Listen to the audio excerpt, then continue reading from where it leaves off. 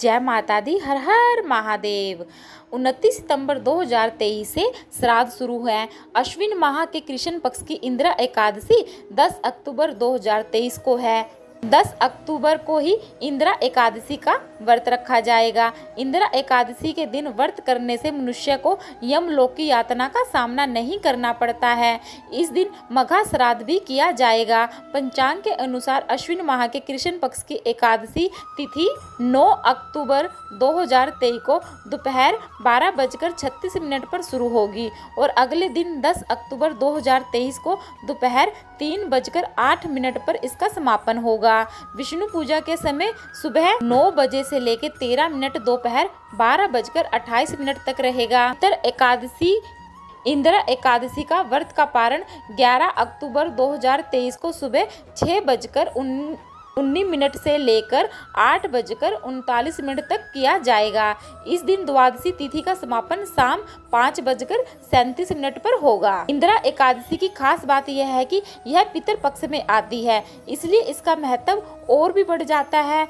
पद्म पुराण के अनुसार इस एकादशी का व्रत करने वाले व्यक्ति की 7 पीढ़ियों तक तर जाते हैं। 7 पीढ़ियों तक के पितर तर जाते हैं। विधि पूर्वज या अपने पितरों का नाम पर दान कर दिया जाए इस एकादशी के व्रत को, तो उन्हें मोक्ष को मिल जाता है और यह व्रत करने वाले को वैकुंठ की प्राप्ति होती है। इस दिन विधि विधान से तर्पण और ब्राह्मण भोजन कराने का दान दक्षिणा देने से पितर स्वर्ग में चले जाते हैं। एकादशी के दिन हमें विष्णु भगवान जी की विधि विधान से पूजा करनी चाहिए। इस दिन हमें केले के पेड़ पर भी काले तिल गुड़ जल में डालकर केले की जड़ में अर्पित करना चाहिए। इससे हमारे पितरों को तर्पण मिलता है और हमारे पूर्वजों को विष्णु लोक यानी कि वैकुंठ धाम में मुक्ति मिल जाती है। हमें इस दिन रात्रि को जागरण करना चाहिए। हमें विष्णु भगवान जी की पूजा आराधना करनी चाहिए। इस दिन हमें एकादशी वाले दिन हमें तुलसी जी पे जल अर्पित नहीं करना चाहिए,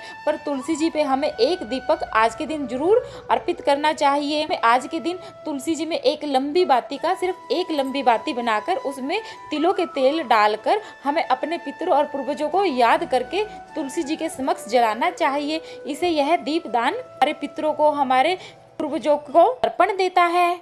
इंदिरा एकादशी के दिन ब्राह्मण भोज से पहले पीपल के वृक्ष के नीचे सरसों के तेल का दीपक जलाएं और पितरों की आत्मा की शांति के लिए प्रार्थना करें। इसके बाद ही पितरों को याद करते हुए विष्णु सहस्त्र नाम का पाठ भी जरूर करें। अगर आप विष्णु सहस्त्र नाम का पाठ नहीं कर सकते हैं तो आप अपने घर में फोन से, मोबाइल से विष्णु सहस्त्र नाम जरूर चला लीजिए, वह भी आपको उत्तम फल देगा। ऐसा करने से पितर प्रसन्न होते हैं और सुख समृद्धि का आशीर्वाद आपको देते हैं। जल देने से पहले आपको अपने पितरों का स्मरण करना है। हाथ में जल, कुसा, अक्षत, पुष्प और काले तिल लेकर पूर्वजों को दक्षिण की ओर मुख करके ही आमंत्रित करें। उसके बाद उनका नाम लेकर अंगूठे के माध्यम से 5 या 7 या 11 बार जल को धरती पर गिराएं। पितरों को जल देते समय आपको कांसे या तांबे के लोटे का इस्तेमाल करना चाहिए। पीतल का भी यूज कर सकते हैं, क्योंकि हम उसमें दूध डालते हैं, तो तांबे के लोटे में हमें दूध नहीं डालना है। इंदिरा एकादशी पर आप जो भी व्रत रखेंगे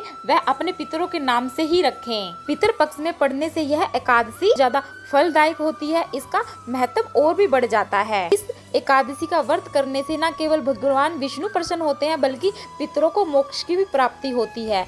पितर पक्ष की शुरुआत जिन्होंने भी तर्पण नहीं किया है वह एकादशी से लेकर अमावस्या तक भी अपने पितरों का तर्पण कर देते हैं, तो भी उन्हें विशेष फल मिलता है। इंदिरा एकादशी के दिन पवित्र नदियों में स्नान कर पितरों का नाम का तर्पण विधि करनी चाहिए। अगर आप पवित्र नदियों में नहीं जा सकते हैं तो आप अपने घर में गंगा जल डालकर ही स्नान आदि कर लें। साथ ही काले तिल और कुछ फल से भगवान विष्णु के चतुर्भुज स्वरूप की पूजा अर्चना करनी चाहिए। आपको काले तिल और फल और मिठाइयाँ आज के दिन मंदिर में दान जरूर करनी चाहिए। के दिन आपको अपने पूर्वजों के लिए, अपने पितरों के लिए मंदिर में केले दान जरूर करने चाहिए। एकादशी के दिन पितरों के नाम से दान पुण्य भी जरूर करना चाहिए। ऐसा करने से पितरों का आशीर्वाद प्राप्त होता है। श्राद्ध पक्ष के दौरान देवताओं से पहले पितरों का प्रसन्न करना कल्याणकारी माना गया है, इसलिए देव पूजन से पहले पितर पूजन किया जाता है। एकादशी तिथि के दिन जिन लोगों का देहांत हुआ है, चाहे वह कृष्ण पक्ष की हो चाहे वह शुक्ल पक्ष की हो, उनका श्राद्ध कर्म इसी